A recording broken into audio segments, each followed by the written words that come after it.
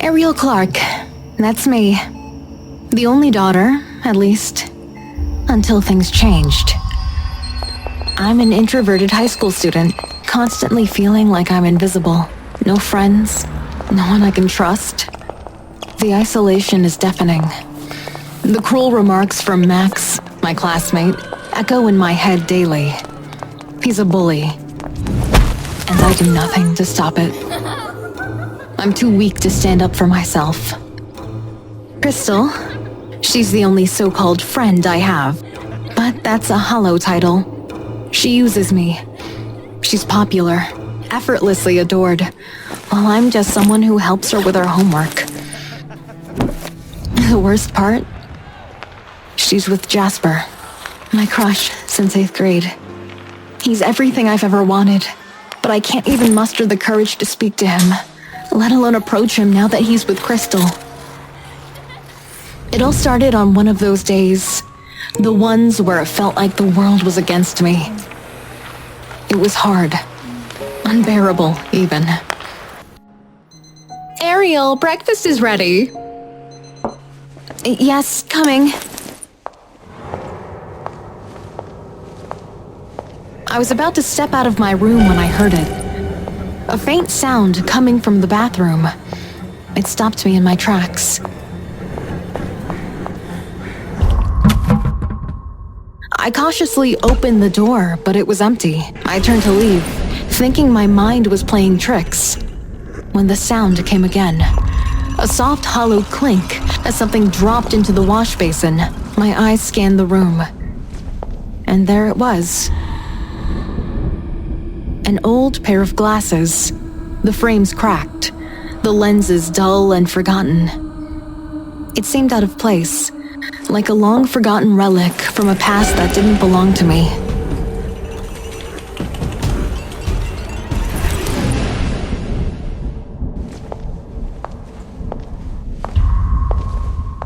I didn't have time to dwell on it. I was late. I shoved the thought aside and rushed downstairs. Dad was already at the table, as usual. We don't have a good relationship. Never have. My father, a doctor, carries an air of arrogance that's as cold as his clinical demeanor. He's distant, always absorbed in his work, and we barely speak unless it's necessary. Mom, on the other hand, is a homemaker, selfless, always trying to patch things together, even when everything seems to be falling apart. The relationship, a fragile shell, barely holding together. The cracks are everywhere. I've seen it all. Heard the arguments, the late-night yelling matches that are too loud, too painful. My father cheated on my mother. I saw the toll it took on her, but to save the fragile facade of their marriage, she turned a blind eye, forgiving him in silence. I hate it here. I hate the house, the noise, the tension that fills the walls. But no one talks about it. No one says anything. We just live in the quiet, desperate hope that things will magically improve. But they never do. I sat at the table, the heavy weight of the morning pressing down on me, trying to ignore the gnawing discomfort of the emptiness that surrounded me. Winter prom is coming. Are you excited, Ariel? It's a big day for every girl. Has anyone asked you yet? I hesitated, barely managing to answer, my voice soft and distant. No, not yet.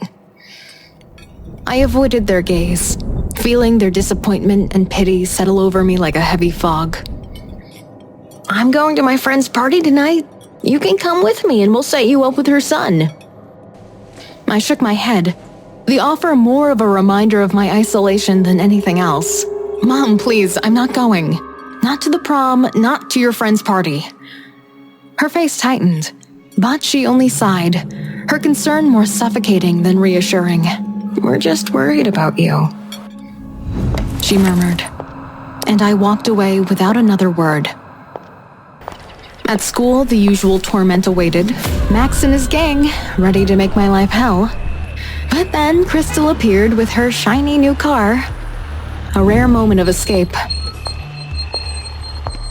Need a ride to school? she asked, and I gratefully nodded.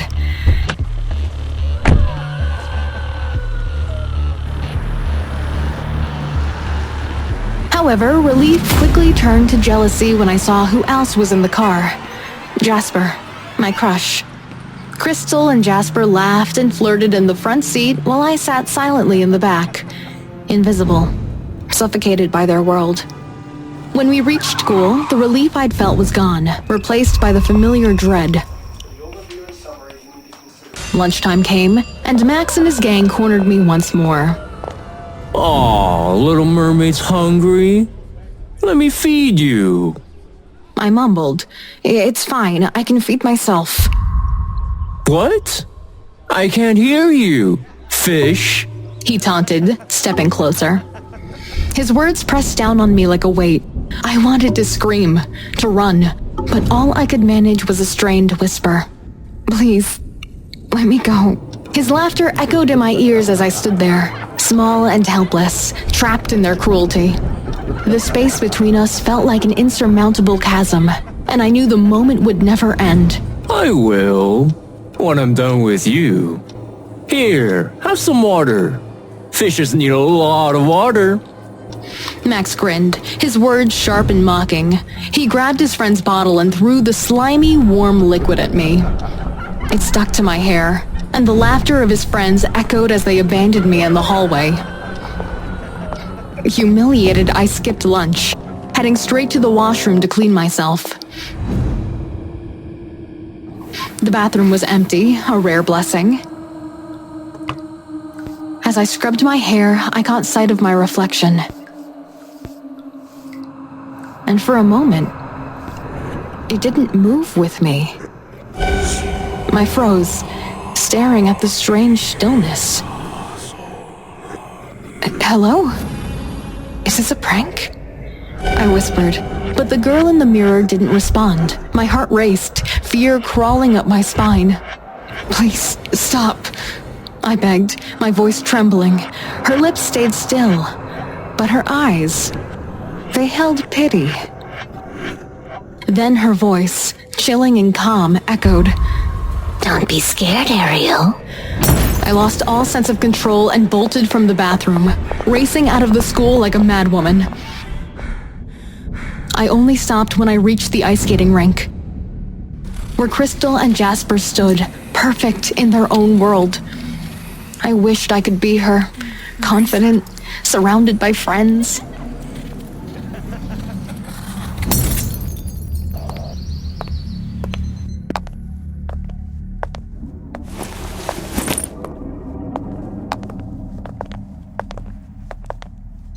When I got home, I found a voice note from my mom. "Honey, I'm going to a party. Your dinner's in the fridge." I checked for my dad. He wasn't home. Alone again, I buried myself in homework.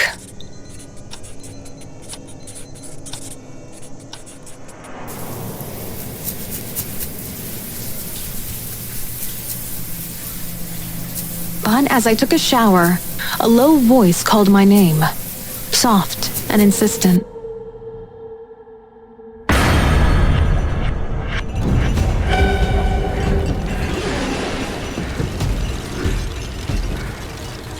At first, I thought it was just my mind playing tricks, but then it came again. From the bathroom. Slowly, I approached.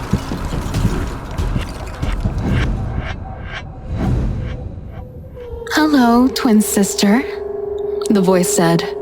I froze. "Who are you?" "I'm Lyria." My reflection smiled back at me, but it wasn't me.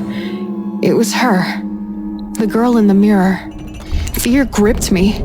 I was talking to myself, but she wasn't me. "Are you still scared?" she asked, her voice calm, almost soothing. "I'm here to fix everything." What problems?" I asked, my voice barely a whisper. "Your family? Your bullies? Your crush?" Her smile widened. "I can fix it all." Before I could ask how, my mom barged into the bathroom with a confused look. "Who's here with you?" "No one," I replied, trying to steady my breath. "I heard you talking," she insisted. "I'm alone," I said, avoiding her eyes. She sighed and called me out. "Come on. I brought something for you." When I reached her room, she handed me a beautiful dress. The one for winter prom.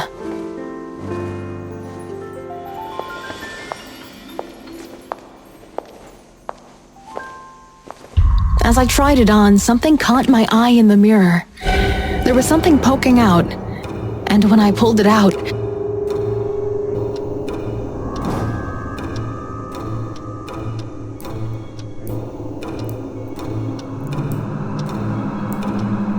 it was an ultrasound picture of 2 fetuses. My heart skipped a beat. And when I looked up, it was Lyria staring back at me. Not me. Was she my sister? Or just a twisted coincidence? Before I could think, my mom walked in, glowing with happiness at the sight of the dress on me. I pushed the thought of Lyria aside, trying to drown out the growing unease and fall asleep.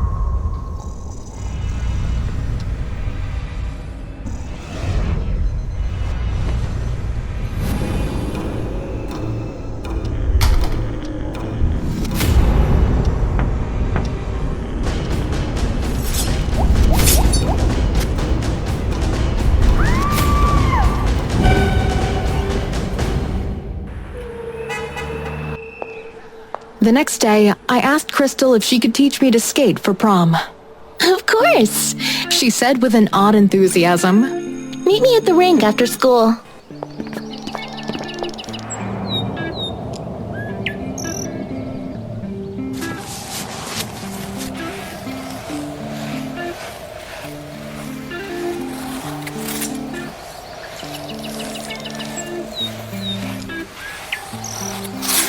When I arrived, she just watched me struggle, giving no real help, laughing when I fell. The hour passed and my frustration boiled over. "Crystal, when will you actually teach me?" I demanded. She smirked. "Oh, Ariel, you're so naive. I was just having fun. See you at school."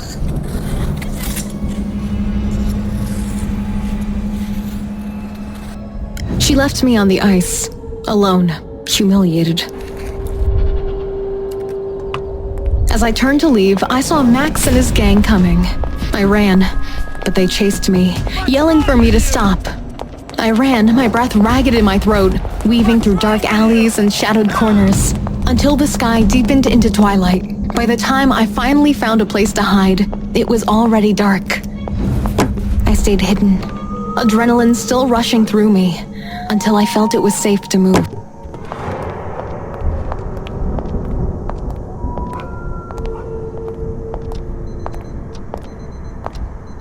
When I returned home around 7 p.m., I was met with a sound that froze me in my track. A furious argument between my mom and dad. Their shouting was loud enough to echo outside, each word sharp and full of anger. It was more than just a disagreement. It was something heavier, something broken. I stood there for a moment, frozen. My breath held. Then slowly, I crept up the stairs. Once in my room, I heard Lyria's voice again, soft but urgent. "You were saved this time, but not always, Ariel. Let me in, and I'll make everything better." Tears streaked down my face. She was the only one who cared. So I let her in. The moment my fingers touched the mirror, I switched places with her. Now she was outside, and I was trapped. The next morning, Lyria, my reflection, stepped out and greeted my parents. "Good morning, Mom and Dad." "Morning, honey," my mom replied, her voice warm. Looking good today. My dad said, his eyes lingering on her. Lyria left for school. And Max was waiting, ready to strike. But when he tripped her, she didn't fall. Instead, she grabbed a baseball bat from a boy and smashed it into his leg. By the time the teacher and bus driver intervened, Max's leg was fractured. She didn't stop there. Her next target was Crystal. Lyria stood at the ice rink, waiting. "Today, you will pay for your fun, Crystal." I watched, helpless through the reflection of the ice. I begged her to stop. "Lyria, please, you're hurting them. I don't want this." But she didn't listen. She confronted Crystal with cold fury.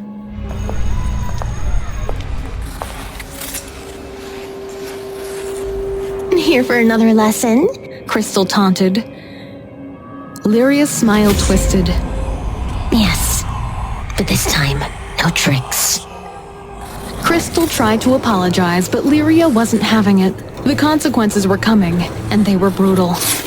They both took to the ice, but this time, Lyria pushed Crystal with such force that she crashed headfirst into the brake line. Blood poured from her wound in torrents. If she didn't receive help soon, she would bleed out. Ariel, please! "Call for help, she's going to die!" Lyria's eyes glinted with something dark, her lips curling into a wicked smile. Why do you care so much? I'm just having fun. Crystal reached for her phone in a desperate attempt to call for help, but Lyria swiped it from her grasp and hurled it across the rink, where it shattered against the pavement. Why are you doing this? Crystal gasped, her vision blurring with pain. Lyria's laughter echoed in the cold air. I'm just having fun. With that, she turned and walked away, leaving Crystal to bleed out alone. The following day, the school buzzed with rumors of Crystal's death, a tragic consequence of a brain injury and blood loss. In the girls' bathroom, the whispers intensified. "Lyria, enough is enough." I confronted Lyria, my voice shaking with anger. "You need to stop this, you can't just..." Lyria cut me off with a sneer. No, not yet. The school problem is solved. Now it's time to take care of things at home. My heart pounded in my chest. "No way. You're not doing anything else. I won't let you. You already killed someone. I don't trust you anymore." Lyria's smile widened, her eyes gleaming with dark satisfaction. Without a word, she turned and left the bathroom. After school, Ariel's father summoned her to his office.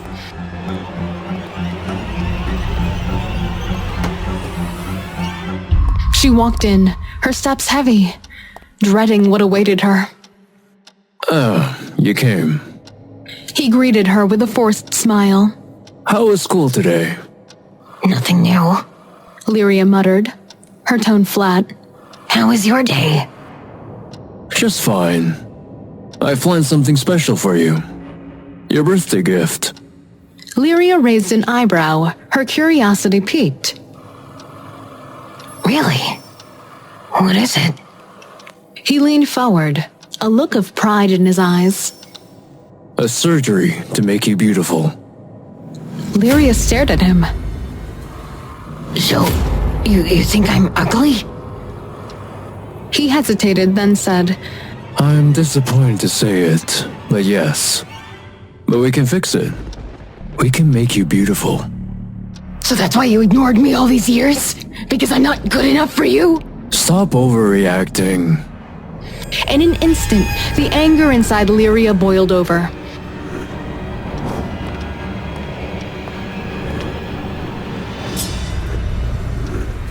She grabbed the sharp instruments on his desk and drove one deep into his chest. How could you say that about your own daughter? Ariel, what the hell are you doing?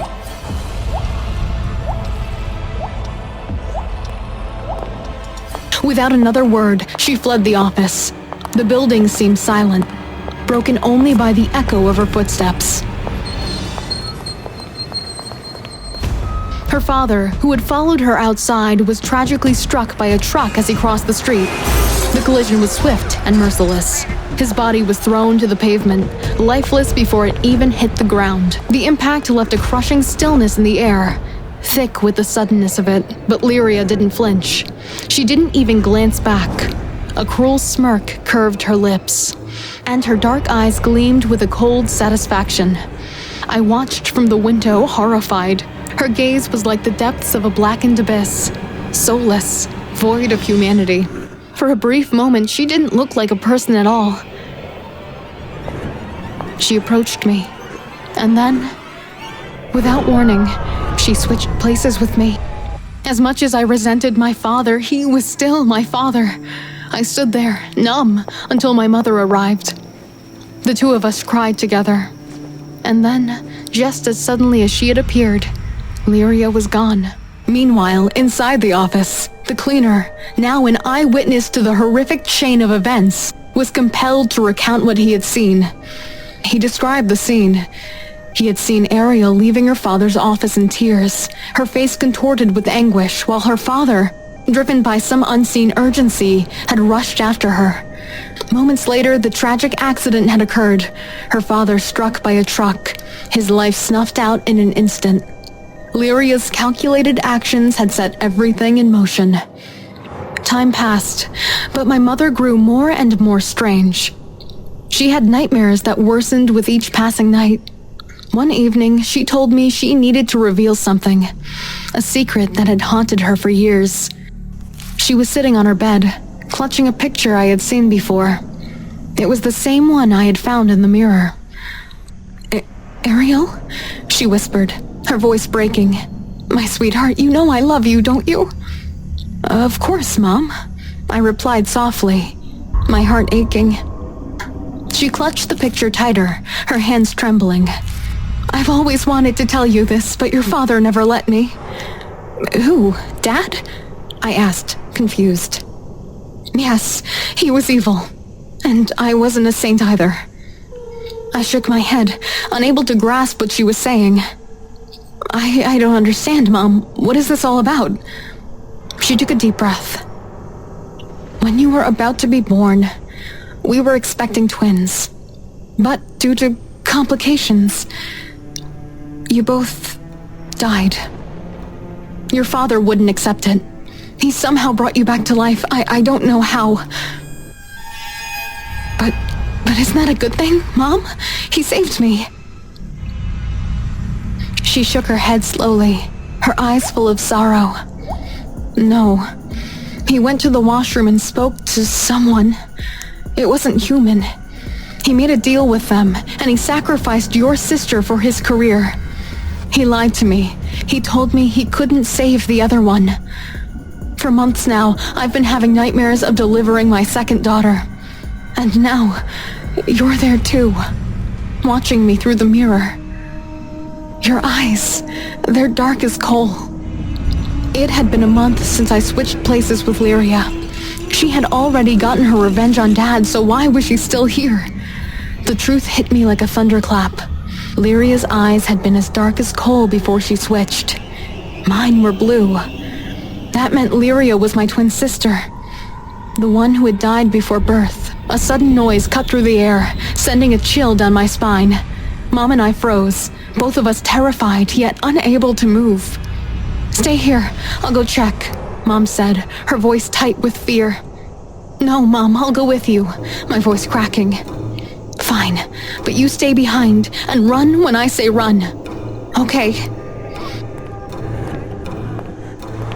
We slowly made our way upstairs. The noise was coming from my bathroom. I knew exactly who it was. Mom, don't go in there, I cried out, panic rising.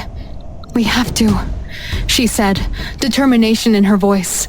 No, Mom, I've talked to her, I sobbed. Mom turned to me, eyes wide with disbelief. What? What did you do? I told her everything. The truth about Lyria, the way she had come into my life, and how I had let her in. My mom's expression shifted from shock to disappointment. But there was a flicker of relief, too. At least I was still safe. At least for the moment. Just as I finished speaking, the noises in the bathroom twisted, becoming something far more sinister. We stepped inside together, And there she stood, Lyria. But she wasn't the same. She was deformed, grotesque, more monstrous than human. Her twisted grin was full of malice. Oh my, we finally meet Mom and my twin sister, Ariel. She purred in a voice that was both familiar and alien. Her voice was so wrong, so eerie. It sent a shiver down my spine. What do you want? Mom's voice was steady, despite the terror in her eyes. I want to stay. Lyria's eyes glinted with dark satisfaction. No, you're not welcome here. Go back to where you belong. Mom replied firmly, stepping forward. Lyria's smile widened, a cruel twist on her features. But Mom, I'm your late daughter. Her voice, my voice, sent an icy shock through me. No, my daughter is dead. You've taken your revenge, now leave. Mom said, her voice trembling now. Lyria's gaze turned toward me. Her expression darkened. Ariel, she let me in. Now she's the only one who can make me go. She said, her tone sinister. I opened my mouth to speak, but a sudden sharp pain gripped my throat. It felt as though my insides were being scorched by fire, my body racked with agony. I tried to breathe, but it was impossible. Mom rushed to me, holding me up, keeping me from falling to the floor. Lyria's voice echoed through the room. Remember our deal, Ariel? We still have unfinished business. I could barely breathe. My skin was turning blue, my vision fading as if darkness was swallowing me whole. Please stop, Mom begged, tears streaming down her face. It's hurting her, please.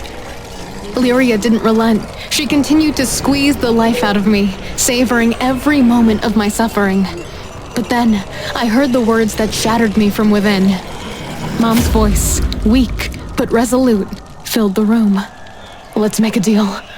Lyria's lips curled in amusement. A deal with the devil? Yes, Mom whispered. I'll give you my life, and you will leave my daughter. Never come back into her life. The pressure in my chest released. The choking stopped. I gasped for air, but my body was still burning, aching. My heart was breaking as I realized what my mother had just done. I tried to speak, to beg her not to, but the words wouldn't come. Mom, no, please. No, Mom, I'm sorry. It was as though I wasn't even there. Lyria approached my mother.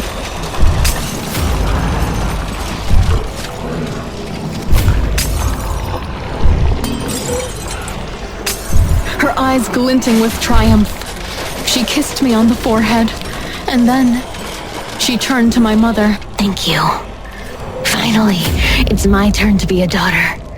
My dear twin sister. Lyria said, her voice thick with satisfaction. And just like that, she was gone. My mother had sacrificed herself for me, and I couldn't save her. I was too late. Lyria had taken her soul and left her lifeless body behind.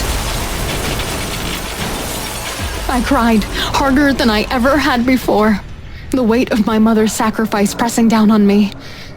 She had given everything for me, and I couldn't do a thing to stop it. And Lyria's voice echoed in my mind, her words a cruel reminder of what had been taken from me. Finally, it's my turn to be a daughter. My dear twin sister.